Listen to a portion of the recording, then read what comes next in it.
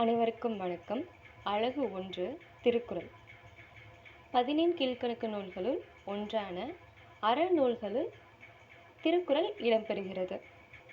அதில் நம் பாடப்பகுதியில் இடம்பெறக்கூடிய அரண் வலியுறுத்தல் என்னும் அதிகாரம் அறத்துப்பாலில் பாயிரவியலில் இடம்பெறுகிறது. திருக்குறளை இயற்றியவர் திருவள்ளுவர். திருவள்ளுவருடைய வேறு பெயர்கள் பொய்யில் புலவர், தெய்வப் புலவர், நாயனார், சென்னா போதார், மாதானுபங்கி போன்றவை ஆகும்.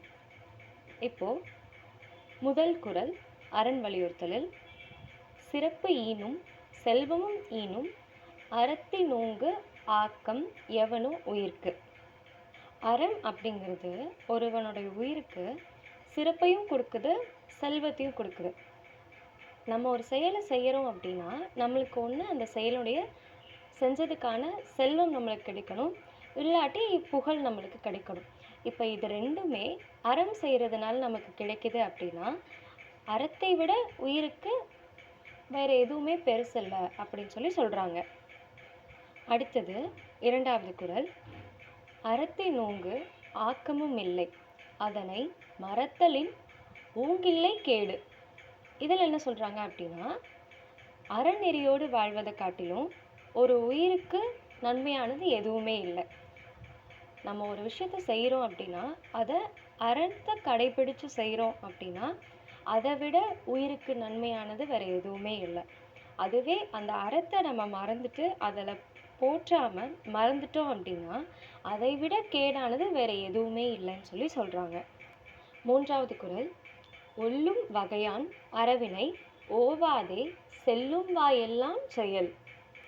பொருள், நம்மளால் முடிஞ்ச வகையில எல்லாம் நம்ம போய் அறத்தை செஞ்சிடணும். அப்படி முடியலன்றதை யோசிக்காமல் வேறு என்னென்ன வழிகள்லாம் முடியும் அப்படின்னு சொல்லி கண்டுபிடிச்சு அதுலேயும் நம்ம அறம் செய்ய பழகணும். அதே போல் அற செயல்களை நம்ம தொடர்ந்து செஞ்சுக்கிட்டே வரணும். எந்த இடத்துலையுமே அதை விட்டுறக்கூடாது அப்படின்னு சொல்லி சொல்கிறாங்க. நான்காவது குறள் மனத்துக்கண் மாசிலன் ஆதல் அனைத்தரண் ஆகுல நீர பிற. அறம் அப்படிங்கிறது என்னன்னா தனக்கு தெரிஞ்சு தன்னோட மனசை அறிஞ்சு நம்ம எந்த குற்றமும் செஞ்சிடக்கூடாது. மற்றது எல்லாமே தேவையில்லாத விஷயம்னு சொல்கிறாங்க. நம்மளோட மனசு அறிஞ்சு நம்ம யாருக்கும் எந்த தீங்குகளும் செஞ்சிடக்கூடாது, எந்த குற்றமும் பண்ணிடக்கூடாது.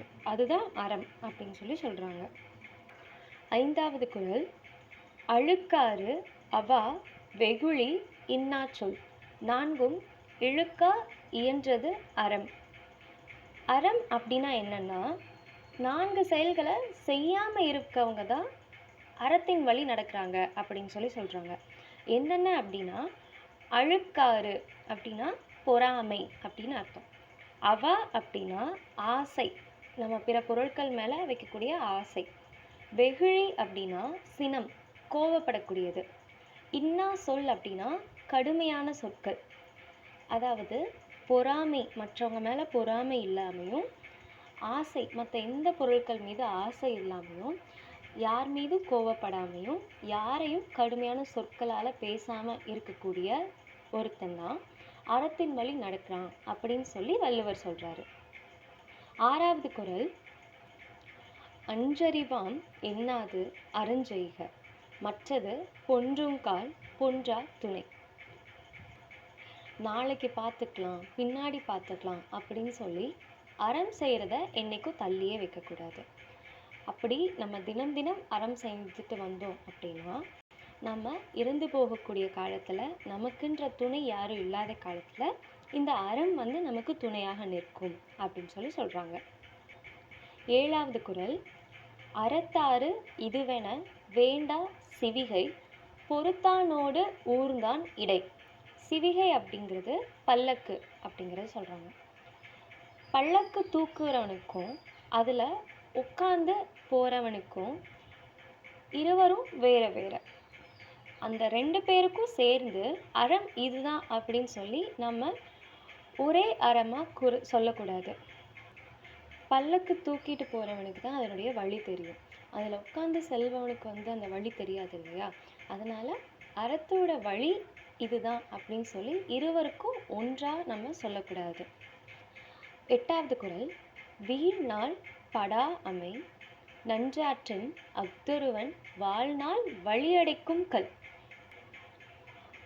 பொருள்: இந்த நாளை நம்ம விட்டுட்டோம் அறம் செய்யாம அப்படிங்கிற நாளே நம்ம வாழ்க்கையில இல்லாம எல்லா நாள்லயும் ஒருத்தன் அறம் செய்துட்டு வந்தான் அப்படின்னா அவனுடைய வாழ்நாள்ங்கிறது முடியவே முடியாது. அவனுக்கு எந்த வகையிலையும் அவனுடைய வாழ்க்கை தடைப்படாம சீரா போகும் அப்படின்னு சொல்லி சொல்றாங்க. 9வது குறள். அறத்தான் வருவதே இன்பம் மற்றெல்லாம் புறத்த புகழும் இல. இதனுடைய பொருள் என்ன அப்படின்னா, அற வாழ்க்கையில நம்ம வாழ்றதுனால மட்டும்தான் நமக்கு இன்பம்ங்கிறது ஒன்று கிடைக்கும். மற்ற வகையில் வரக்கூடிய இன்பமும் பொருளும் அதெல்லாம் இன்பமே கிடையாது. அதால் வரக்கூடிய புகழ் எல்லாமே புகழும் கிடையாது. நம்ம ஒரு வாழ்க்கையை வாழ்கிறோம் அப்படின்னா அந்த வாழ்க்கையில் நம்ம அறத்தை மட்டும் கடைபிடிச்சு அறத்தின் வழி நடந்தோம் அப்படின்னா நமக்குடைய வரும் இன்பங்கள் மட்டும்தான் இன்பம் அப்படின்னு சொல்லி சொல்கிறாங்க. 10வது குறள். செயற்பால தோறும் அரணே ஒருவர்க்கு உயர்பால தோறும் பழி. இதில் என்ன சொல்கிறாங்க அப்படின்னா, ஒருத்தன் அவன் வாழ்நாள் முழுக்க செய்ய வேண்டியதெல்லாம் அறம் மட்டும்தான். அவன் எதை செய்யாமல் இருக்கணும் அப்படின்னா, எந்த தவறான செயல்களையும் செய்யாமல் பழி செயல்கள் எதுவுமே செய்யாமல் அவன் இருக்கணும். குற்றம் அப்படிங்கிறது செய்யாமல் இருக்கணும் அப்படிங்கிறது சொல்கிறாங்க.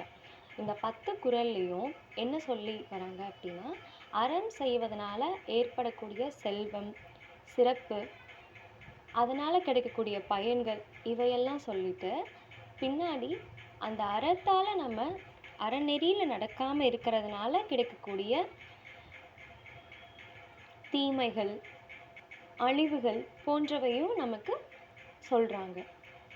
அதனால நம் வாழ்க்கையில் நம்ம என்ன பண்ணணும் அப்படின்னா, நம்மளோட மனசறிஞ்சு யாருக்கும் தீமை செய்யக்கூடாது, எல்லாருக்கும் நன்மை செய்யணும், அறத்தின் வழி நடக்க பழகணும்.